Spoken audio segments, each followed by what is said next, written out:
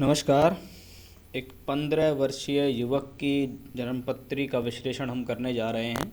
17 दिसंबर 2004 दोपहर के 2:46 पर इनका जन्म हुआ और जिस समय इनका जन्म हुआ उस समय ब्रह्मांड में मेष लगन उदय हो रहा था और चंद्रमा कुंभ राशि में गोचर कर रहे थे। यानी लगन का मालिक मंगल है और राशि का मालिक शनि है। लग्न और राशि के मालिक की मित्रता ना होने के कारण, साथ ही साथ लगन का पृष्ठोदय राशि में उदय होने के कारण ऐसे लोग अपने जीवन में देर से राइज करते हैं। जीवन में मेष लगन में राहु, अग्नि तत्व राशि का लगन, बहुत जोशीला, जल्दबाज, हठी और जिद्दी किस्म का लगन है आपका। लगन में बैठा राहु आपके स्वभाव को और अधिक हठी, जिद्दी और जल्दबाज किस्म का बना देता है, जिसके कारण व्यक्ति जीवन में धीरे धीरे धीरे करके प्रगति करता है। बहुत बार उसे अपनी जल्दबाजी, अपने क्रोध, अपने डिसीजंस की वजह से जीवन में परेशानी का सामना करना पड़ेगा। लगन का मालिक मंगल है, अष्टम भाव में 0 डिग्री का है। जब 0 डिग्री का मंगल हो, अष्टमेश अष्टम में बैठा, आयु के लिए तो ठीक, लेकिन लग्नेश का अष्टम में जाना और 0 डिग्री का हो जाना अत्यधिक मेहनत के बाद सफलता का एक योग है। साथ में बैठे हुए हैं दो और योग प्लैनेट, बुध वक्री है और शुक्र भी वहीं बैठा हुआ है। ये स्थिति वैवाहिक जीवन के लिए ठीक नहीं। विवाह में देरी देने का भी योग है, वैवाहिक जीवन में प्रॉब्लम देने का भी योग है, एक्स्ट्रा मैरिटल अफेयर देने का भी योग है। यानी व्यक्ति के अपने जीवन में अन्य स्त्रियों से भी सेक्सुअल्स रिलेशंस ऐसे देखे गए हैं, गोपनीय तौर पे उसके बारे में किसी को पता नहीं चलता है।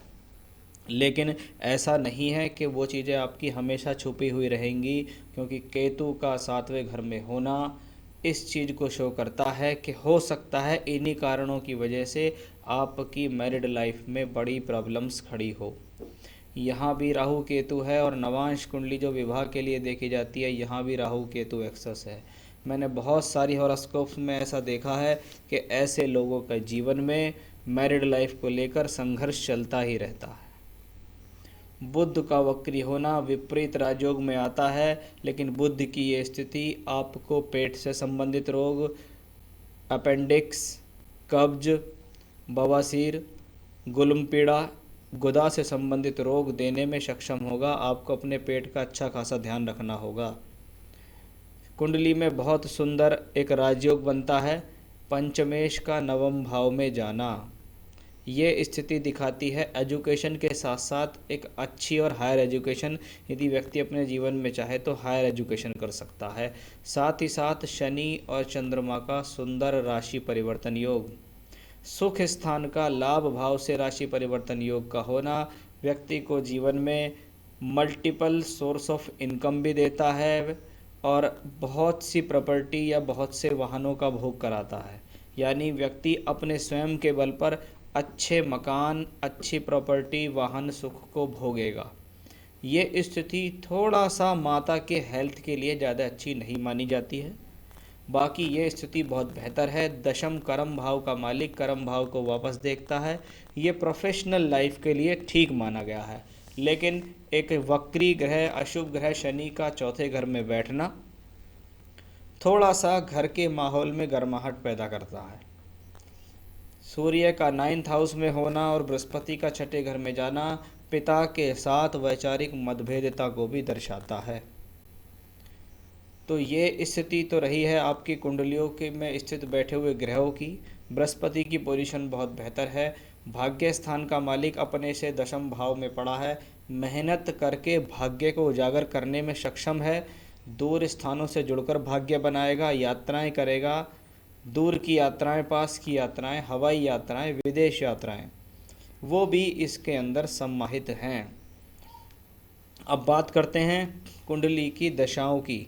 दशा के बिना कुछ भी फल प्राप्त नहीं होता। एक 15 वर्षीय बच्चा जिसको बृहस्पति की महादशा वर्तमान में चल रही है, बृहस्पति भाग्य स्थान का मालिक है, पंचम से पंचम का मालिक, और पंचमे सूर्य वहाँ बैठा है।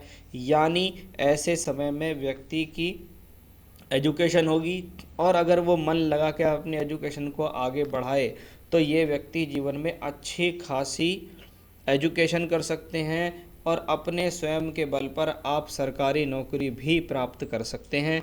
ऐसा भी संयोग मुझे आपके इस चार्ट में दिखाई दिया है, क्योंकि अभी बृहस्पति में शुक्र चल रहा है। जीवन का इस समय को मैं कहूँ तो एक खराब फेस चल रहा है। क्यों चल रहा है? उम्र है 15 साल, 16वें वर्ष में प्रवेश कर गए। जनवरी 19 से सितंबर 21, ये 15 से 18 की एज और उस एज के बीच में आई शुक्र की अंतर्दशा। शुक्र गोपनीय राशि में बैठा है, अष्टम भाव में मंगल के साथ। ये व्यक्ति का ध्यान एजुकेशन से हटाकर अन्य गलत बातों की तरफ ले जाता है। व्यक्ति उन गलत बातों को छुपाने का प्रयास करता है। संभवतः वो छुपाने वाली बात मित्रों के साथ कुछ गलत हरकत करना, किसी लड़की के प्रति बहुत ज़्यादा आकर्षित हो जाना, बहुत ज़्यादा इन्वॉल्व हो जाना, अपने अंदर गोपनीय तौर पर किसी प्रकार की सेक्सुअल गलत हरकतों को लेकर आना, मन के अंदर गलत विचार लाना, वो सारे इसके अंदर इन्वॉल्व है। आपको बहुत ज़्यादा सावधान रहना चाहिए सितंबर 2021 तक, नहीं तो आपको अपनी एजुकेशन में बहुत बड़ा लॉस मिल सकता है। साथ ही साथ किसी प्रकार की चारित्रिक रूप से आपके ऊपर ब्लेम भी लग सकता है। तो ये चीज़ आपको बहुत ज़्यादा ध्यान रखनी है। अभी 2021 तक का समय आपके लिए टिपिकल है।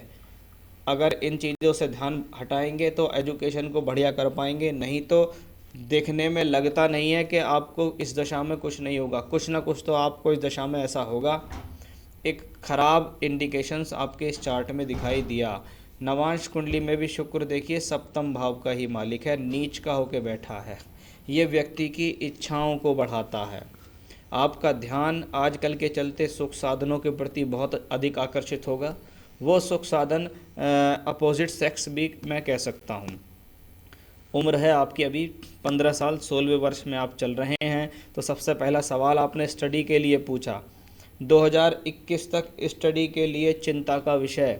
उसके बाद एजुकेशन बहुत अच्छी है, बहुत अच्छे लेवल पर आप एजुकेशन कर सकते हैं, प्रोफेशनल क्वालिफ़िकेशन कर सकते हैं, और चाहे तो सरकारी नौकरी की तैयारी भी कर सकते हैं, आपको मिलने के चांस में हैं।